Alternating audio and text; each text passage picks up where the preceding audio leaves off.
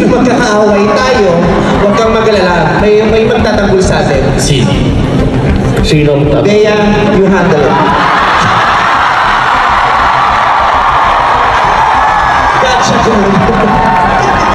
Ang episode po natin, mga kachika, yung kay Vice Ganda, dinagit po tayo at nilusob ng mga bashers dito sa SNN. Maraming salamat po, pinataas nyo na naman po ang engagement. Maraming salamat, pati views, mataas. Sa mga nangyari nung gabi na yon. Eto, si MC at si Lassie, dumating doon. Bilang bisita daw. Yes, bilang bisita daw. Siyempre, statement yon. Nasa crowd. Siyempre, statement yon. Kailangan lumabas na magkakasundo na sila talaga, di ba? Ano ang sabi ni Vice Ganda? Yung sigaw niya, ano ang sabi niya? Bakit kayo nandito? Sabi ni Vice. Magagalit si Christopher Min. Di ba magkakaaway tayo? Bawawalan sila ng content. Huwag niyong baguhin ang narrative. Ayan, sasagutin ko to ng diretso. Yung mga inilatag po namin, mga kachika at mga kapatid, na naratibo tungkol sa kanilang hindi pagkakasundo, tungkol sa pagpapahiya ni Vice kay MC Mua nung sila ay nasa Palawan, di ba? MC, tumingin ka na diretso sa mata ko. Babaguhin ko ba ang naratibo? O kayo magbabago ng naratibo? Paano natin babaguhin? Kanino ba nanggaling yung mga inilatag namin kwento dito? Kayo makakapagpatotoo kung ano ang totoo at hindi. Walang naratibong babaguhin. Alam mo kung saan nagmula yung mga inilatag namin dito. Tapos yung issue na yun.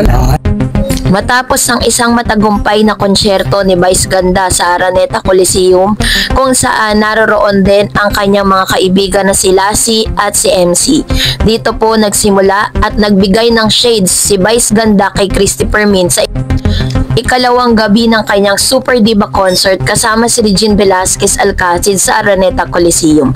Tila batid ni Vice na may inaasahan ng ilan sa kanya na magbigay ng patutsada at mukhang hindi siya nagpahuli. Muling pinaringgan ni Vice Ganda si Christopher Min sa gitna ng kanyang Super Diva concert.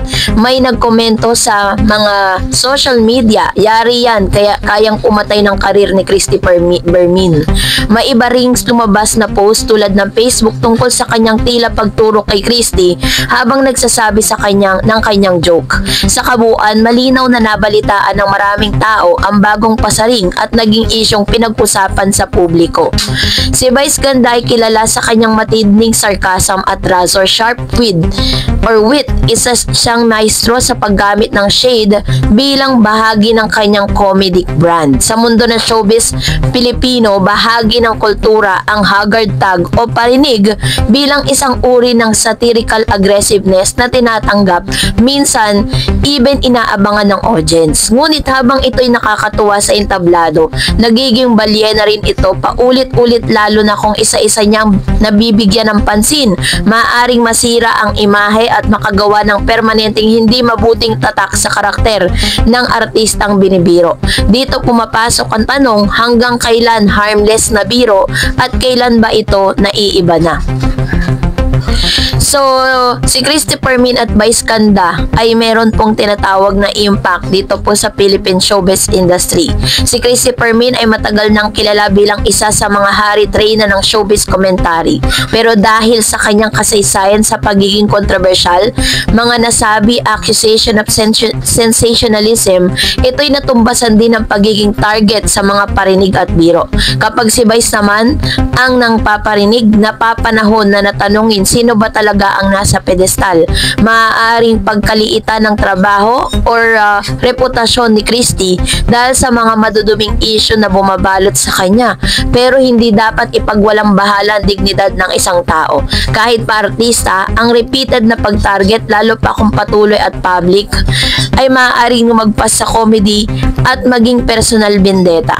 Hindi may kakaila, mas malakas ang ekos ng naging klaseng eksena ng pagkasama ng malaking personalidad tulad ni Vice Ganda, madaling makabuo ng viral content, tweet, meme at iba pa na nagdudulot ng ingay sa social media.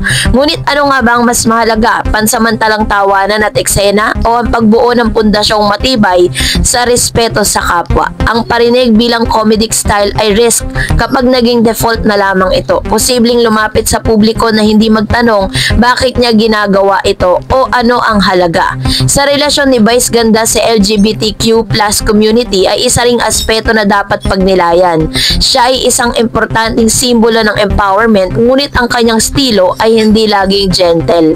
Mukhang sinisikap pa rin niyang patatagin ang kanyang comedic arc, pero dapat ding tiyakin na hindi siya nagiging bully. Kapag ang komedyanteng satir ay lumabas na sa hangganan ng ng pag-insulto, lalo na sa malalabong target, maaaring magdulot ito ng backlash, hindi lang mula sa kanyang audience, kundi mula rin sa marginalized group sa kanyang kinakatawan. Laman ngayon ng balita ang ilan sa mga statement ni Vice Ganda against PBBM at President or dating Presidente Duterte. So dahil po sa kanyang mga ginawa, sa kanya pong 20 million followers ay almost 1 million ang nabawas dito matapos niya pong banggitin at talaga namang bigyan ng hindi magandang narrative ang dating Pangulong Duterte. So yun po yung naging isa sa mga naging bad effect dun sa kanyang ginawa.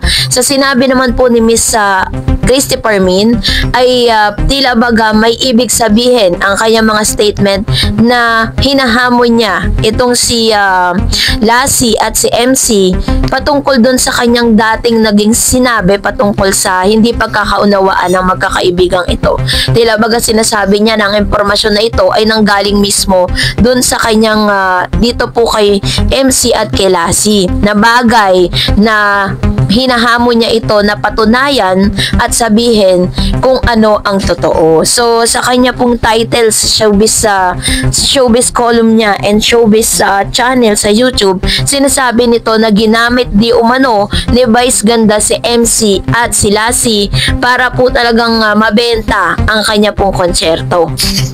Sa ngayon, pinutol na ni MC, ni Lassie at ni Vice Ganda ang issue patungkol sa kanilang pagkakaibigan.